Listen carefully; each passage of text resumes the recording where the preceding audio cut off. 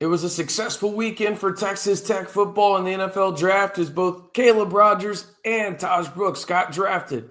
Plus, multiple others signed as UDFAs. In today's video, we'll fully recap the Red Raiders in the NFL draft as well as discuss later on Texas Tech currently hosting another portal wide receiver. Hey, how's it going, everybody? It's RC Maxfield here for the Back to 12 podcast. Appreciate y'all tuning in to these videos all year long, especially in this crazy world that we live in known as the portal. It's still cool, though, to talk about Red Raiders, right? In the sense of guys that we know are RRFLs, right? Like these guys are. And we're going to jump right into it with maybe the two guys that embodied Texas Tech football over the past 4 years better than anyone. Let's jump right into it. You see it on your screen right there. Caleb Rogers goes in the third round, the 98th overall pick. Teams fell in love with his versatility, okay, in the sense that he had a great showing at the Senior Bowl as well, but they love the fact that this guy has experience not only playing on the inside, but the outside. You can leverage him and really use him kind of as a chess piece on your offensive line, and, well, the Raiders fell in love with him. Now, I have to get this out of the way. If you were to tell me that Caleb Rogers was going to get drafted ahead of Shedeur Sanders 6 months ago, I probably would have gotten reported on this YouTube channel. That being said, he did. This goes to show that Caleb Rogers absolutely nailed not only the on-field reps in terms of the private workouts and everything like that and the showings at those Senior Bowl type deals, but also he absolutely nailed the interview process, okay? This is a guy that each and every person that I've talked to that has met him loves him kind of guy. He is an instant culture helper, and he is a guy that the Raiders are going to use on the interior of their line, it sounds like, at one of the two guard spots, maybe even center. We shall see. On to the all-time leading rusher in Texas Tech program history, Mr. Taj Brooks. It's always Taj time in the 806, and it forever will be, but he will take his talents up to the AFC North and play alongside Joe Burrow, Jamar Chase, and T. Higgins, and be a guy in that Cincinnati backfield where you have the likes of Chase Brown, you have Zach Moss, but he's a really good complement, and I can guarantee you this, ladies and gentlemen. Joe Burrow is going to love Taj Brooks, if not for only one reason and one reason only. This guy, day one, is going to come into the NFL and be a really good pass pro at the running back spot. Quarterbacks love that. They love when you can break off a 50-yard run, but they like it even more when you can keep them upright. And Taj Brooks is going to be able to do that. Shout out to Taj Brooks as he will go to Cincinnati to fulfill a lifelong dream. All right, we move on to guys that got signed as UDFAs. For those that don't know, I mentioned that term to open the video. UDFA is just undrafted free agent, okay? Jalen Conyers fits the mold. I was actually kind of surprised Jalen Conyers didn't get drafted. Nonetheless, doesn't matter. I love the spot that he landed.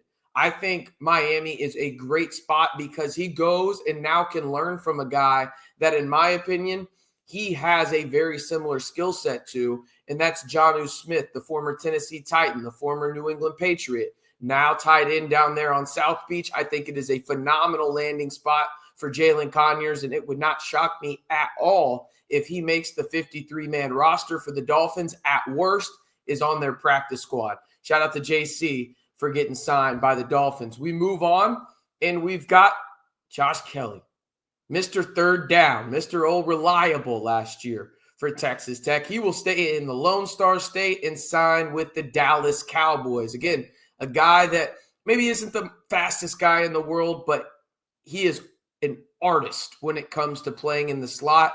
I think there's a spot for him on the Cowboys roster, maybe more so on the practice squad, and then he's elevated here or there, but he's a guy that's going to show out in camp. We all know that. He's reliable, as I just said, Mr. Third Down.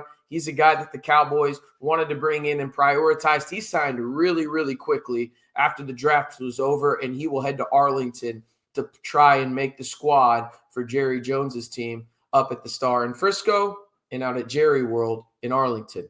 All right, we move on. There's one more Cincinnati Bengal for Texas Tech, and that's Braylon Lux. He signed as a UDFA as well. He will head north with Taj Brooks and look to make the squad. Taj obviously got drafted. Braylon Lux signed.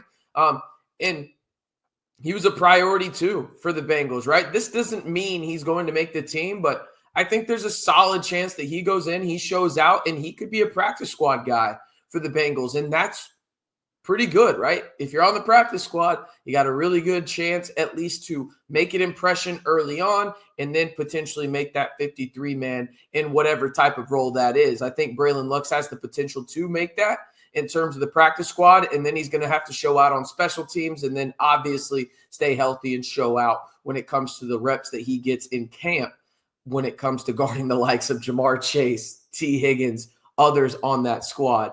So shout out to BL getting his opportunity in the NFL as well. We move on. We've got two more to cover. CJ Baskerville, he got a camp invite. So for those that don't know, that doesn't mean that he's technically signed, but he'll get to go through training camp and everything with the Denver Broncos.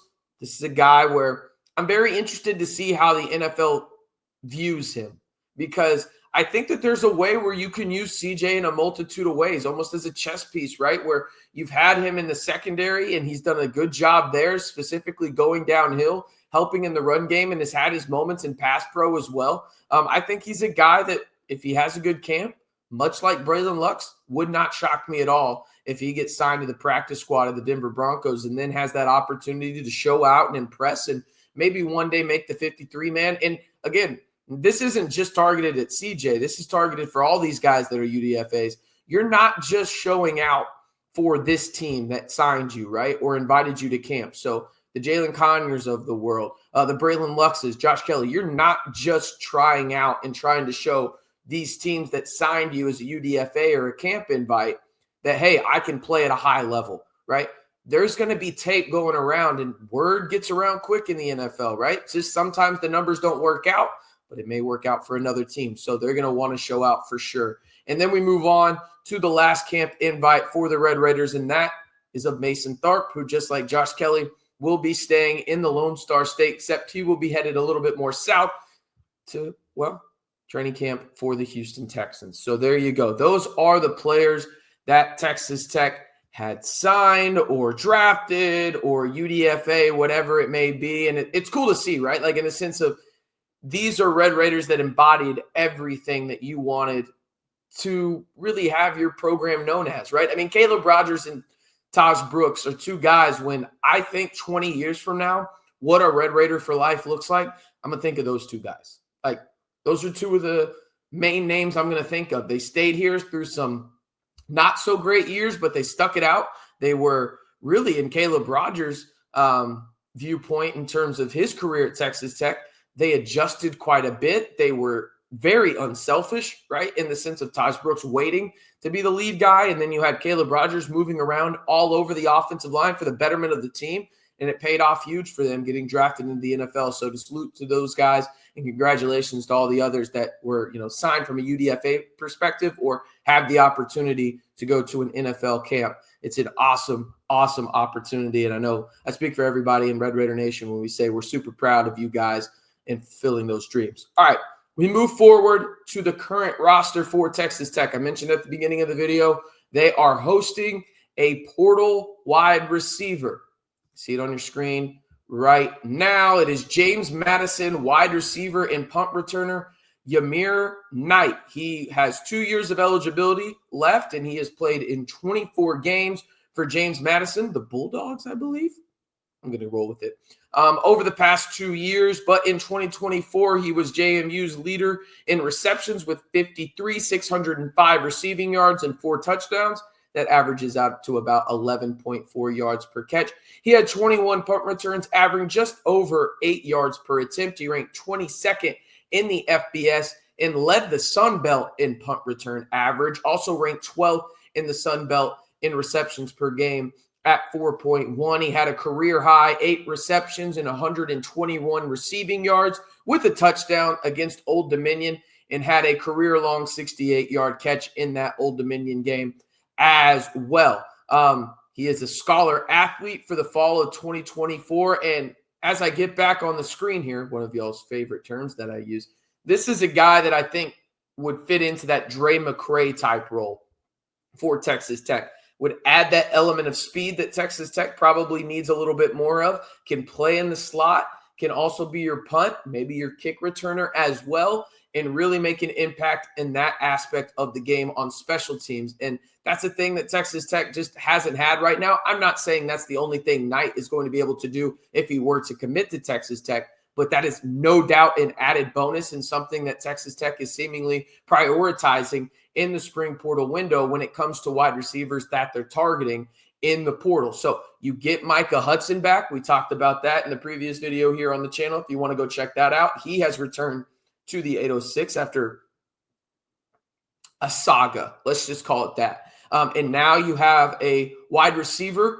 on campus in Yamir Knight from JMU, who looks to be a guy that can play a little bit in the slot, obviously is impactful on special teams, and can be a Swiss Army knife for you and a Mac Leftwich offense that could be a lot of fun. Nothing done yet, but he is currently on campus at the time of this recording, which is Monday, April 28th. All right, that's going to do it for today's video. Appreciate y'all tuning in. Again, congratulations to Taj Brooks and Caleb Rogers on getting drafted, as well as Jalen Conyers, Josh Kelly, Braylon Lux. You had multiple other guys as well get signed or get camp invites, including CJ Baskerville and Mason Tharp. So shout out to each and every one of those guys for making their dreams come true and at least having an opportunity to make an NFL 53-man roster. All right. Appreciate y'all tuning in to the largest group of Texas Tech fans here on YouTube. A sincere thank you. We're starting off the week strong. We've got NFL news, and then we've also got portal news. Where else are you getting that? Nowhere. So the easiest way to help support the channel, if you want 100% free Texas Tech content all year long, whether it's on the gridiron, the hardwood, or in the portal, or anything else pertaining to Texas Tech football or men's basketball, this is the place for you. And all you got to do to join the Back to 12 squad is simply like the video, hit that subscribe button, and turn on that notification bell. I'm RC Maxfield reminding you, as always, to stay safe and Wreck 'em Tech.